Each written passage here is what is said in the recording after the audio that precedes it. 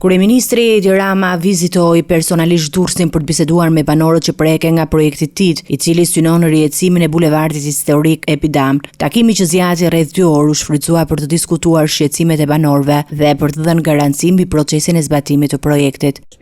Jo, do ketë prishje, patjetër, projekti nuk do të ndalet, projekti do të zbatohet, por do të bëjmë një verifikim për disa shtëpi që janë trashëgimi kulturore. Gjatë bisedimeve, kryeministri bëri të qartë se do të kryhet verifikimi i shtëpive me vlera kulturore dhe atyre që nuk disponojnë hipotekë, duke garantuar një rivlerësim të bazuar mbi dokumentacion dhe referencat e reja për shpronësim. Janë një grup i vogël shtëpish që nuk kanë marrë regjistrimin në hipotekë, pavarësisht se janë aty prej shumë vitesh. Kështu që këto janë 2 problematika që do të shohim. Gjatë fjalës së tij, kryeministri ironizoi gjithashtu përfaqësuesit e opozitës, të cilët prej disa ditësh ishin bashkuar në protestën e banorëve, duke i cilësuar disa prej tyre si të fokusuar vetëm tek interesat e ngushta politike. Kemi folur rreth 2 orë gjysmë dhe ata e kanë hallin. 35 të tjerë atje që nuk përfaqësojnë as qytetin, as qytetarët, po përfaqësojnë vetëm hallin e një 80 kusur vjeçari të rrjedhur nga çdo lloj rruge